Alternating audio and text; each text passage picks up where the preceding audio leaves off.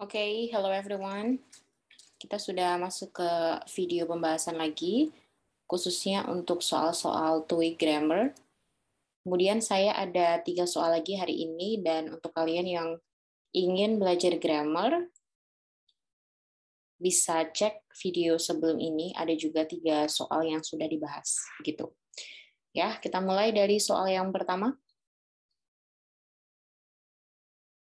The closing of the factory had a bad blah blah blah on the local economy.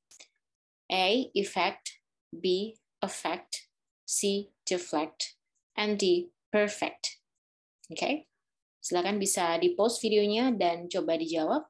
Setelah ini kita akan diskusikan jawabannya. Silakan bisa di-post and answer the question.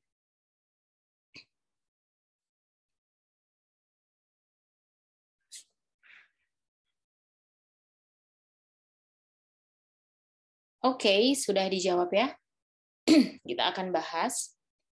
Jadi untuk pertama kali kita harus identify dulu subjek dan juga verb-nya. Oke, entah soal apapun itu, kita harus terbiasa untuk menentukan mana subjek dan mana verb. Kita cek di sini, the subject is the closing of the factory. The closing of the factory, di sini yang menjadi inti dari subjek adalah the closing. Oke. Kemudian had a bad blah blah blah on the local economy. Jadi had-nya di sini adalah verb-nya. Oke, jadi kita sudah punya subjek dan sudah punya verb. Sudah lengkap. Tinggal kita cek blank-nya ada di sini. Untuk mencari jawaban dari blank yang ada di sini, kita harus cek dulu apa yang ada di sebelumnya dan apa yang ada di setelahnya. Sebelumnya kita ada a. Oke, a itu adalah artikel. Artikel biasanya diikuti oleh kata benda. Jadi kita asumsikan setelah a adalah kata benda. Nah, poin selanjutnya adalah kata benda bisa dijelaskan oleh adjective atau kata sifat. Nah, kita sudah nemu adjective di sini. We have bad as adjective. Kemudian berarti setelah a tadi karena harus ada kata benda, maka kita asumsikan ini juga ada kata benda gitu. Apalagi setelahnya juga ada preposisi. Jadi kita akan yakin bahwa kata yang bisa mengisi blank ini adalah kata benda. PR kita adalah cari kata benda yang cocok untuk blank ini. Kemudian coba kita cek ya, ada effect. Effect itu kan berarti artinya efek, dampak gitu. And effect. Ini kita keep dulu ya untuk yang A. Kemudian yang B, effect. Ini noun ya, saya tandai noun. Kemudian effect itu artinya memiliki dampak atau mempengaruhi gitu ya. Jadi ini adalah verb. Jadi kalau mempengaruhi itu pakai effect. Kalau efek ataupun kata bendanya itu adalah effect. Okay? And then we have deflect. Ini juga artinya membelokkan, it is the verb. Dan perfect, it is the adjective. Adjective. AD ya, ADJ. Okay. Nah, kemudian dari sini sudah ketahuan ya, ternyata satu-satunya kata benda yang ada pada pilihan adalah yang effect. So the answer is A. Okay. Kalau effect tadi mempengaruhi, deflect itu membelokkan, perfect itu sempurna, ideal gitu. Jadi di sini setelah kita masukkan meaning-nya jadi make sense gitu. Jadi penutupan pabrik itu memiliki efek yang buruk pada ekonomi lokal atau ekonomi setempat. Oke. Jadi kita sudah tahu rumusnya ya. Jadi blank ini kita ada materi, kita review dulu materinya. Materi yang pertama adalah untuk menjawab blank, kita harus mengidentifikasi apa yang mendahului dan apa yang mengikuti. Yang kedua, kita cek yang mendahului itu apa. Ternyata nomor 1 ada e. E merupakan sebuah artikel, dan artikel diikuti oleh kata benda.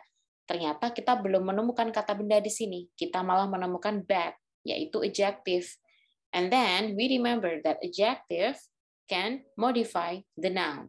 Jadi kata sifat bisa memodifikasi kata benda. Jadi pasti di sini blank-nya adalah kata benda. Dan beruntungnya kita adalah A, B, C, D di sini yang merupakan kata benda hanyalah yang A. Jadi kita tidak perlu match meaningnya lagi karena it is pretty clear that the answer is A. That's the only noun in this option. Okay. Next. Okay. Number 2, several clients are visiting from out of town, and I ask blah blah blah to join us for dinner tonight. Silakan bisa di pause videonya dan coba untuk dijawab.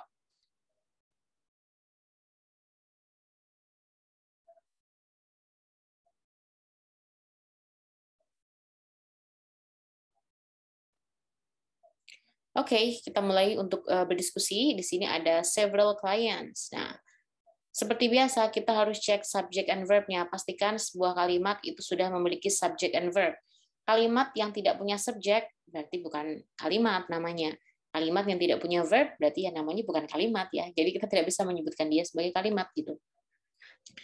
Oke, terus ini ada several clients are visiting from out of town. Jadi ada subjeknya adalah several clients as the subject and are visiting as the verb.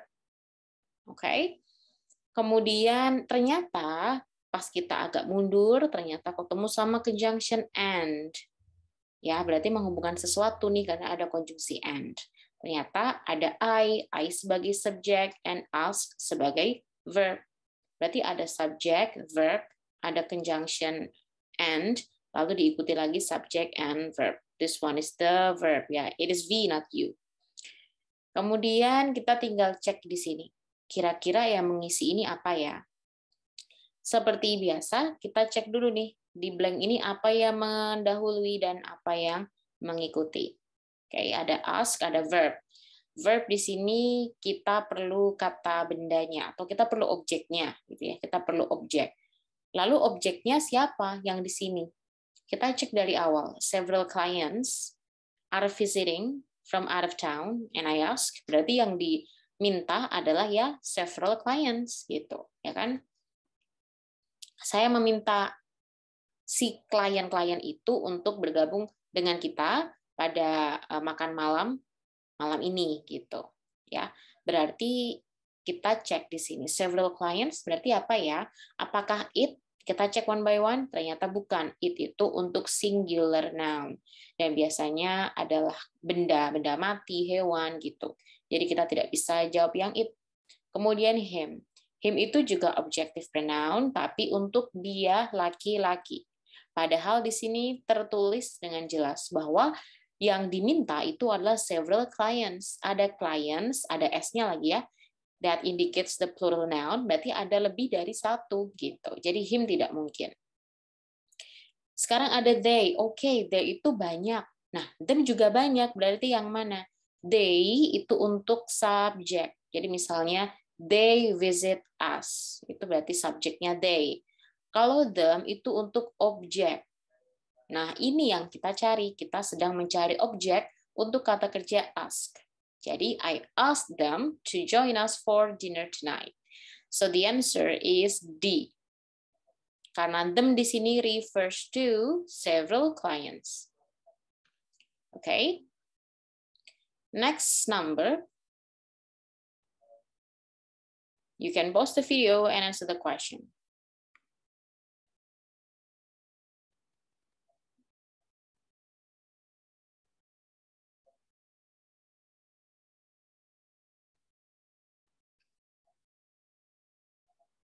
Oke, kita akan mulai pembahasannya.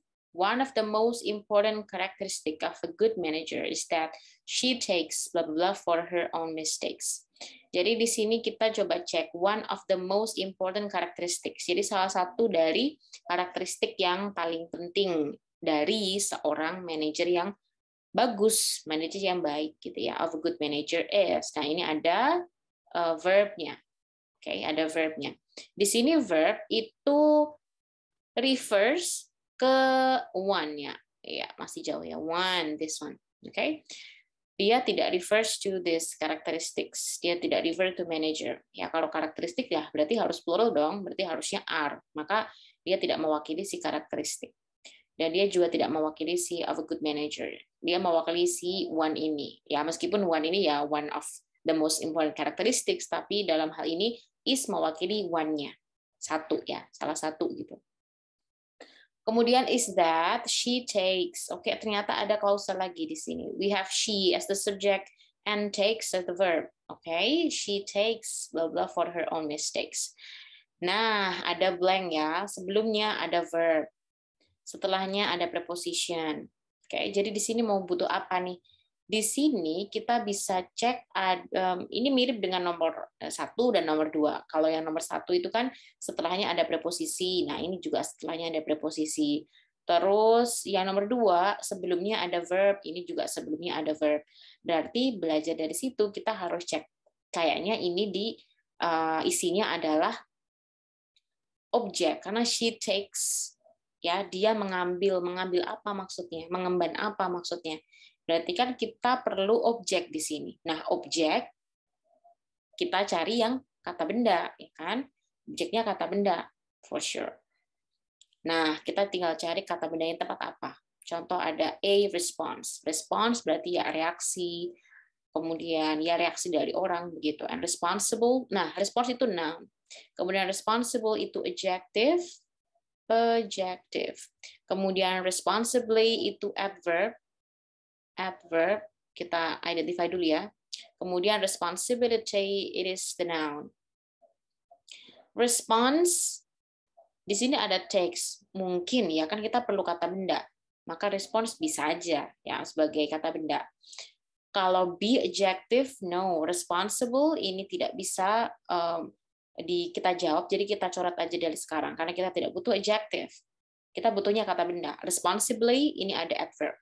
Nah, kalau adjective, everyone, kalau adjective biasanya dia menerangkan kata benda. Jadi habis adjective harusnya noun. Padahal setelahnya bukan noun tapi preposition. Kemudian responsibly adalah adverb. Kita tidak butuh adverb. Dan adverb bisa menjelaskan adjective, bisa menjelaskan verb, dan menjelaskan adverb. Gitu. Kemudian ada responsibility, ini juga kata benda. So we have two nouns here. Ada 2 kata benda. Kata benda mana yang paling cocok? Nah, di sini apakah dia she take the response or she takes responsibility? Nah, kalau dari konteksnya, jawabannya adalah yang responsibility. Jadi dia itu bertanggung jawab gitu ya, atau dia mengambil tanggung jawab for her own mistakes. Ada kesalahannya sendiri gitu. So the answer number 3 is D. Okay? I think that's all everyone. Thank you so much for learning with me and semoga penjelasannya bermanfaat ya meskipun singkat. Thank you so much everyone for watching and see you in the next video. Bye.